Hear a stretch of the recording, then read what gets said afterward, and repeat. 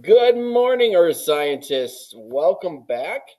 It is Monday, March 27th. I'm back after my absence here. So excited to get back into the week and wrap up eclipses and talk a little bit about seasons. So here is our plan. Oops, I went too far. Let's go back. There we go. So today we're going to moon eclipse kind of wrap up, just get everything wrapped up from what we've been talking about last week. Put a bow on it, send it down the road.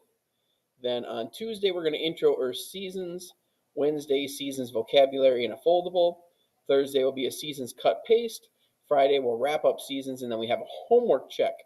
So just something to be keeping in the back of your brain as we're going through the week.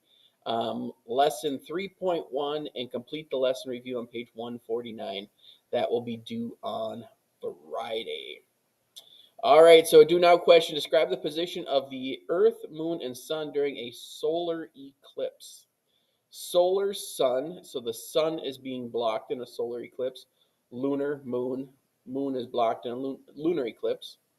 So what we're looking at, and these are test questions, so you're going to see this on the test. They'll ask you about the position of the three celestial bodies during a lunar eclipse, the three celestial bodies during a solar eclipse. So make sure that you know the position of each. So in a solar eclipse, the moon is between the sun and the earth. Therefore, the moon is casting a shadow, pinpoint shadow on the earth.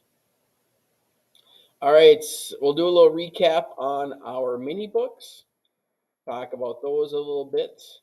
And we are saying, excuse me, a due date of Wednesday on the mini book. So I know there are people that are done, almost done, just need a little couple final things. Try to get that done and finished up by Wednesday. Wednesday we'll collect those.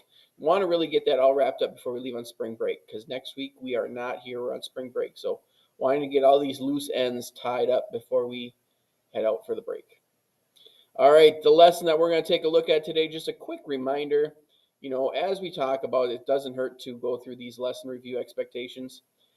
So it is an expectation that you're going through this. We're talking about days, years, and seasons. So we'll talk about the section a little bit, and then page 149 is due on Friday. All right, I can explain the learning targets about the moon on my study guide. We're going to do a quick little recap talking about equinox and solstice and axis and all that kind of stuff that we've been talking about on the study guide, all the moon stuff that we've been talking about. Test is April 13th.